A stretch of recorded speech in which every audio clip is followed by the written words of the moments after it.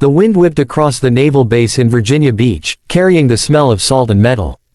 It was early morning, and a group of newly recruited SEAL candidates stood in formation, backs straight, eyes fixed ahead. Among them, a tall, broad-shouldered man in his late 30s stood quietly, his gaze distant yet steady. His name was Jack Tanner, a single father, an ex-Army Ranger turned Navy recruit, though no one here knew much about his past. He didn't talk much, and when he did, his voice carried the weight of something buried deep, something that made even the loudest recruits fall silent around him. That morning, word spread fast across the base. Admiral Thomas Hargrove, one of the most decorated and feared SEAL commanders in U.S. history, was visiting for an inspection. The recruits straightened their uniforms, adrenaline buzzing through the air like static. The Admiral's arrival was sharp and commanding. A black SUV rolled to a stop, and out stepped a man with gray hair cropped close, metals glinting across his chest. His eyes scanned the lineup like radar, missing nothing. "Morning, gentlemen," Hargrove's voice carried effortlessly. "I hear we've got some promising blood here today. And a few transfers from other branches." He moved down the line, stopping in front of Jack. His gaze lingered for a second longer than usual. "You look older than most here, son," he said. "Yes, sir," Jack replied calmly. "Just trying to serve again, sir." The Admiral squinted. "Ranger, huh? Army to Navy, now that's a rare switch. You must have been something." Jack said nothing. His posture didn't change. The Admiral smirked. "Let's lighten the mood," he said, turning to address the group. "When you join Special Operations, you earn a call sign. Something that sticks with you. Some of you have them already." He pointed at one man. "You, Shark." Then another. "You, Tex." Finally, he looked back at Jack. "What about you, Ranger? You got a call sign." A few of the recruits chuckled under their breath. The Admiral clearly meant it as a light jab. But when Jack raised his eyes to meet the Admiral's, the laughter died instantly. "Iron Ghost, sir." The name hung in the air like a storm about to break.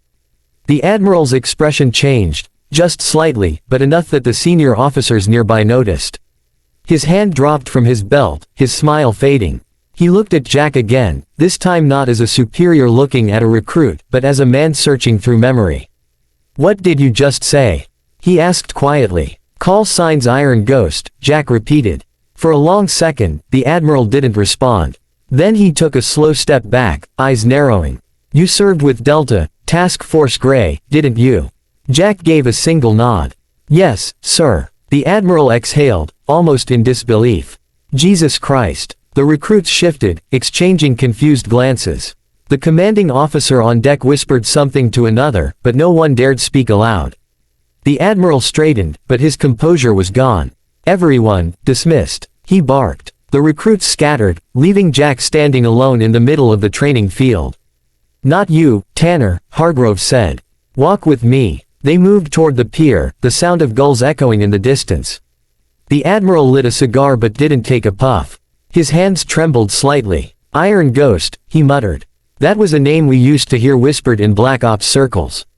A rumor. A man who went dark behind enemy lines for 9 weeks in Kandahar, alone, took out an entire insurgent cell and came back without a scratch. Command thought he was dead." Jack looked out over the water. "That was a long time ago, sir." Hargrove turned to face him. "You're that man." Jack didn't answer. The Admiral blew out a shaky breath. "I remember the after-action reports. The things you did, no one believed one man could pull that off. They said Iron Ghost wasn't real." Jack's jaw tightened. He was real enough. They stood in silence for a moment before the Admiral spoke again. "Why are you here? You could have had your pick of any assignment, hell, even a teaching role. Why start over as a trainee?" Jack's eyes softened, and for the first time, his armor cracked just slightly. "Because I made promises I didn't keep. I lost my team, and my little girl, she deserves a father who isn't running from ghosts." The Admiral looked down. "You're raising her alone." "Yeah. Her mom passed during deployment." Hargrove nodded slowly, his voice low. "I lost a son overseas. He was SEAL Team 6. I know what it's like to bury what you can't let go."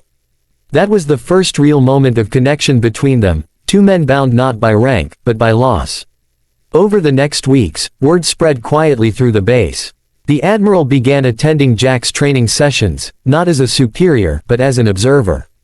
He watched the way Jack led younger recruits, how he volunteered for the hardest drills without complaint, how his quiet authority earned more respect than any shouted order could.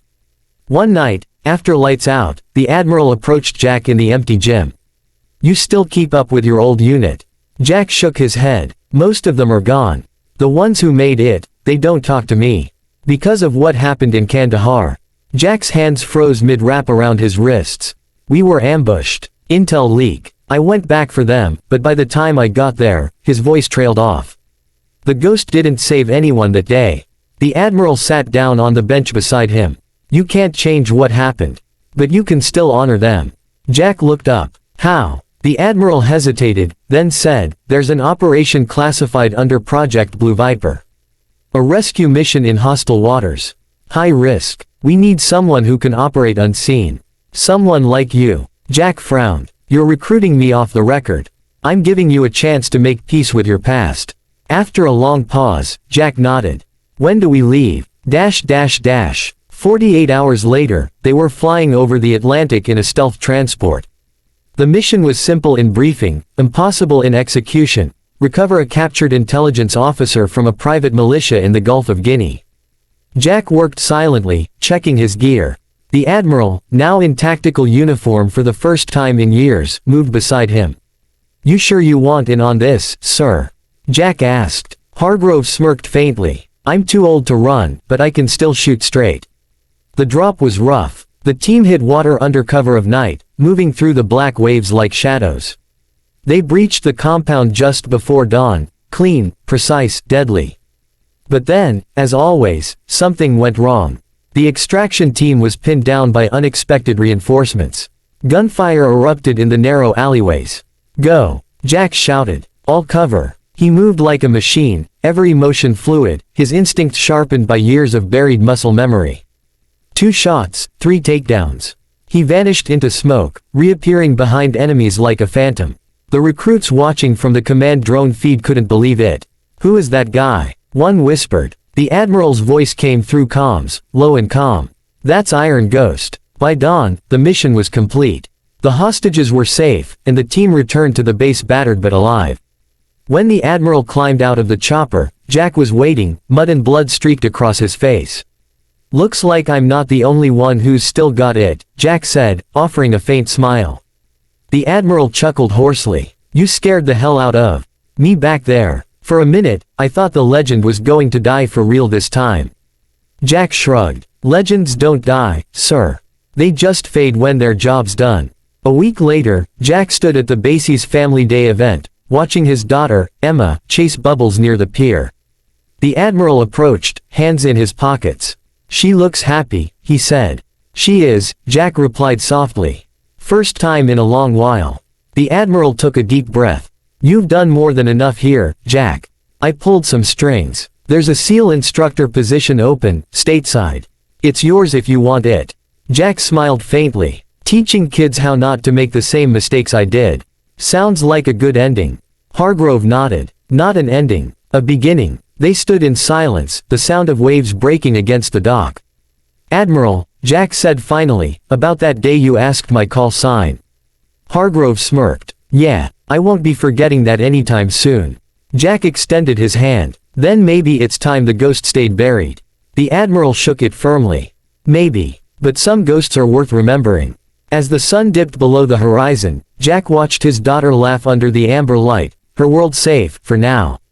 The name, Iron Ghost, would fade into the classified archives of forgotten wars, but the man behind it was finally free to live again. Not as a shadow, not as a soldier, but as a father who'd earned his peace. And somewhere deep inside the Admiral's office, a sealed file marked, Iron Ghost, cleared for honor, found its way into the vault, never to be spoken of again, but never, ever forgotten.